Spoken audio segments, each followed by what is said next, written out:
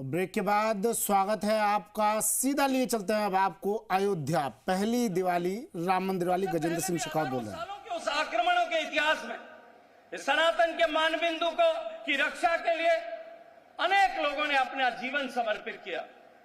लेकिन जब उस 1528 में जब मीर बाकी ने भगवान श्री राम के मंदिर को तोड़ा, तब से भारत के सौभाग्य का सूर्य अस्त हो गया और तब से लेकर के निरंतर हम पतन के रास्ते पर चलते हुए उस मुकाम पर आ गए थे कि भारत की पहचान ही पूरे विश्व भर में धूली धूसरित हो गई थी।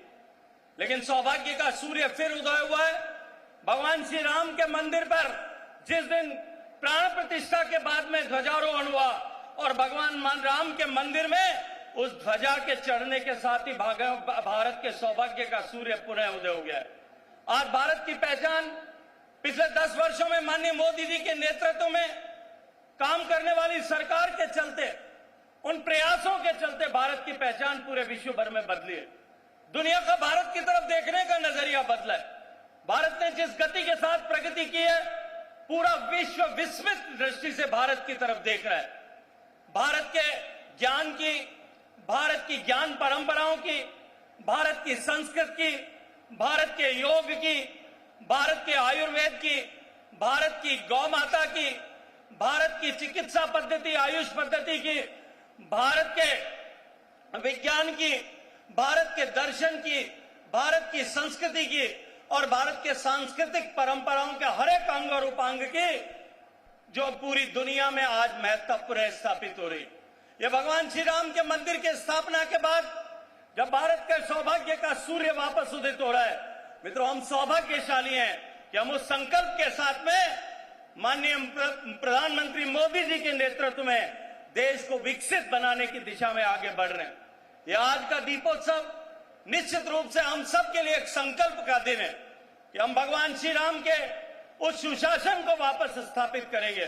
भगवान श्री राम के आदर्शों का शासन स्थापित करके इस देश को विश्व का सबसे शक्तिशाली, संपन्न और सामर्थ्यशाली देश बनाएंगे। लेकिन भारत की शक्ति, भारत का सामर्थ्यवान होना, उसका उद्देश्य जो है विश्व कल्याण है और विश्व कल्याण के लिए ये जो प्रयाण है, ये निश्चित रूप से भारत को विश्व गुरु के रूप में प्रतिस्थापित करेगा। मैं श्रद्धेय योगी जी को हृदय पूर्वक बधाई देते हुए कि उन्होंने जिस तरह से नए कीर्तिमान न केवल उत्तर प्रदेश की प्रगति के बनाए, न केवल उत्तर प्रदेश में सुशासन और अनुशासन स्थापित करने के बनाए, अपितु उत्तर प्रदेश और भारत की इस महान संस्कृति को भी पूरे विश्व के पटल पर आलोकित करने के भी नए कीर्तिमान गढ़े हैं। ये लगातार 8वां कीर्तिमान आज 28 लाख दियों के एक साथ प्रकाशमान होने से रचा जाने वाला है। और ये जो 28 लाख दिए एक साथ भगवान श्री राम की इस पवित्र जन्म स्थल पर जलाए जाएंगे, उसे जो प्रकाश उत्सर्जित होगा वो निश्चित रूप से इस भारत के लिए एक नई दिशा, एक नई चेतना का प्रवाह करेगा। भारत के 140 लोगों के मन में, मस्तिष्क में, बुद्धि में, उनके जीवन में नया प्रकाश संचारित कर उन्हें आगे बढ़ करके भारत को विकसित बनाने की प्रेरणा देगा। आप सबको हृदय पूर्वक दीपोत्सव की शुभकामनाएं देते हुए इस 5 दिन के अनूठे, अनुपम, अलौकिक, अद्वितीय और अनिर्वचनीय इस उत्सव के लिए योगी जी को और पूरी सरकार को बधाई देते हुए मैं आप सबको पुनः शुभकामनाएं देता हूं। जय जय श्री राम।